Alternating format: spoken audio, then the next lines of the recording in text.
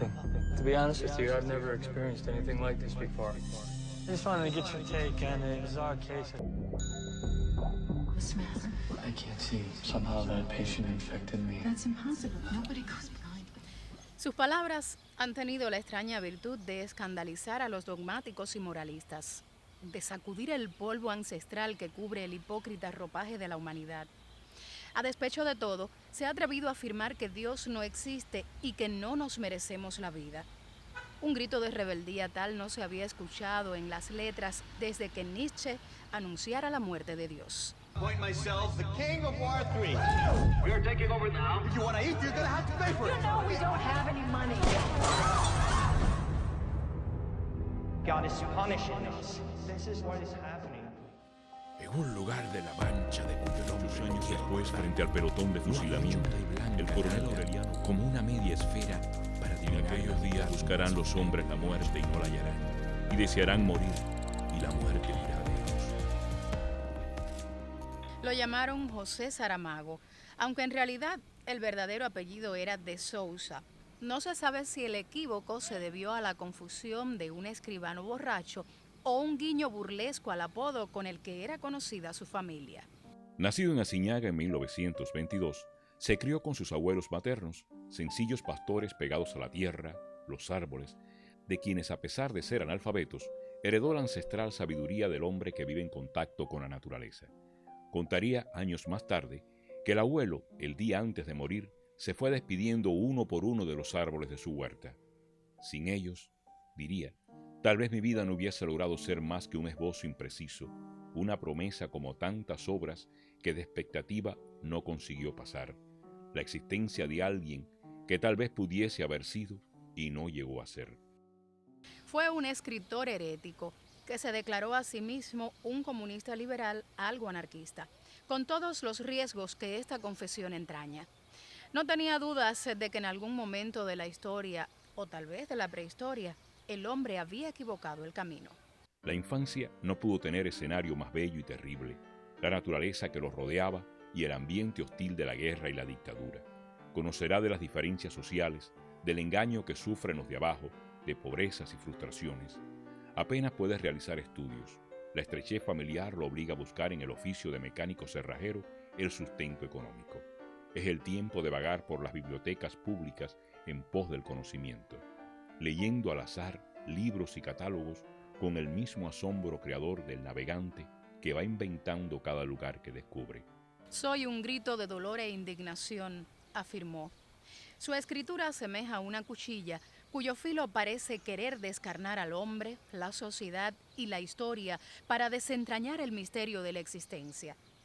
Es como abrir las venas del hombre para dejar al descubierto toda la incertidumbre, la inquietud y el desamparo de una humanidad que ha vivido 20 siglos después de Cristo sin lograr encontrarse a sí misma. I think it's up to you to decide what we should do next. You can make a difference. You're afraid to close your eyes. Afraid to open them. No es un escritor cómodo ni complaciente. Su tránsito por las letras tampoco ha sido común. El éxito le llega pasado los 60, cuando otros del gremio ya tienen una obra consolidada. Incluso los hay que han empezado a declinar o a repetirse. Pero el portugués sabía lo que traía entre manos. En la juventud ejerció el periodismo, una escuela para todos los del oficio que los dotará de una prosa de gran limpieza y poder de síntesis. Aunque ya había escrito una novela, 2 libros de poemas y uno de crónicas periodísticas, no es hasta que publica Levantado del suelo que Saramago entra de lleno en la literatura. La novela narra la odisea de 3 generaciones de campesinos que, estafados por el poder de la Iglesia y el Estado, sufren el triste destino que le han reservado a los pobres de la tierra. Tiene entonces 58 años, pero se ha pertrechado de los secretos del oficio del escriba y cuenta a su haber con una amarga experiencia de la vida. Dueño de una prosa fascinante, un lenguaje terso, sencillo y coloquial, un ritmo intenso que nos atrapa y coloca de cara a la trama que nos narra. Confesó que escribía para entender el mundo y que, paradójicamente, después de haber escrito tanto, no logró entenderlo. Ya es sexagenario cuando lanza 2 novelas que le aseguran el éxito del público: Memorial del convento en 1982 y El año de la muerte de Ricardo Reis.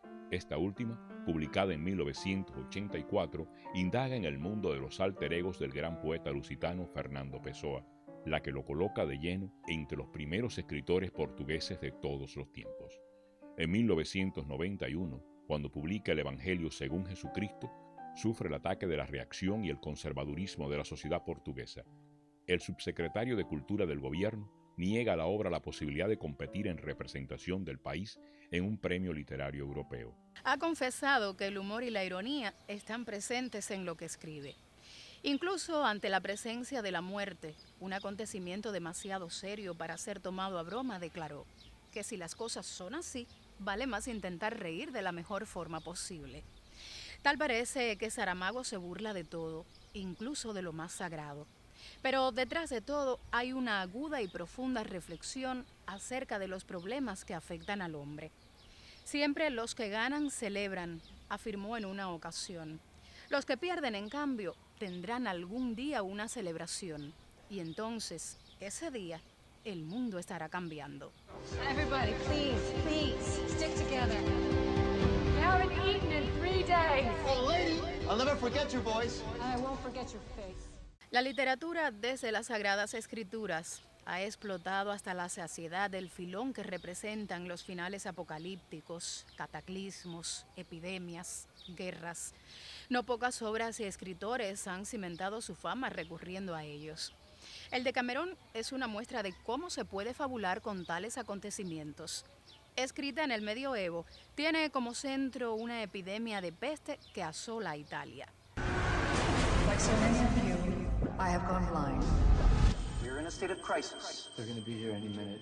The decision to quarantine all those infected was not taken without careful consideration. Step down, ma'am. You're not blind. This vehicle is for the infected. No, you have to take me. Fine, have it your way.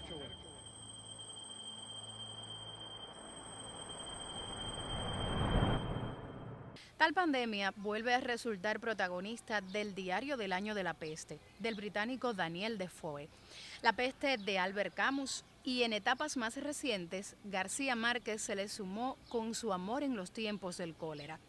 Saramago no ha querido quedar atrás y juega con este recurso en dos excelentes obras, Las intermitencias de la muerte y Ensayos sobre la ceguera. Una de las novelas más populares del escritor, la ciudad como protagonista. Un hombre descubre de repente que ha quedado ciego en el instante mismo del cambio de luces, ciego en medio del tráfico. Es la epidemia que recién empieza. El médico que lo atiende acaba por ser víctima de la enfermedad misteriosa.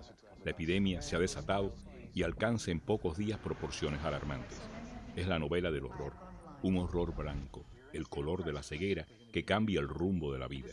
Pero no es solo el horror provocado por el impacto de la pandemia, sino por el que descubren los hombres, desde el gobierno que recluye a las víctimas en centros de hacinamientos, al descarnado individualismo que surge entonces en el seno de la sociedad humana, entre los mismos ciegos que regresan a la barbarie apocalíptica de las cavernas, donde solo serán capaces de sobrevivir lo fuerte, pero frente a lo dantesco, el amor y la solidaridad, la eterna lucha entre el bien y el mal, Eros y Tánatos, representado en la familia humana, el médico, su mujer, la otra protagonista de la tragedia, la joven, el niño y el viejo, que descubren que todavía todo no se ha perdido. I see you. After all this time, I actually see you.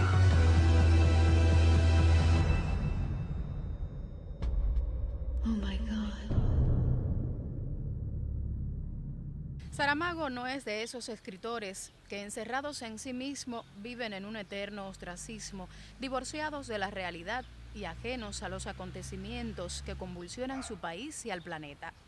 Miembro del Partido Comunista Portugués desde su etapa clandestina, se incorporó de lleno a la Revolución de los Claveles, el movimiento de militares y fuerzas de izquierda que en 1974 trajeron la democracia a Portugal.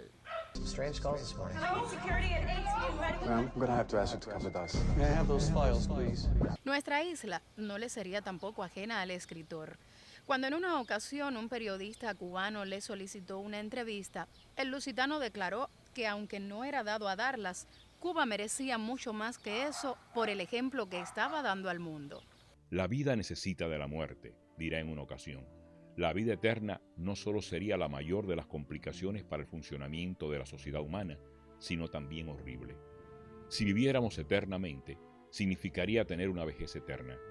Para concluir, en relación con cada persona, la muerte es un asunto serio, pero podemos intentar escribir sobre ella con humor. El escriba fue sorprendido por la muerte en su isla de Lanzarote en junio de 2010, cuando solo hacían escasos días que se había publicado su última novela, Caín. Poeta, dramaturgo, periodista, narrador, fiel exponente de una literatura sin concesiones, harto comprometido con su tiempo, recibió el Nobel a los 75 años. Un acontecimiento que, según confesó, si bien no le cambió la vida, sí le multiplicó la responsabilidad.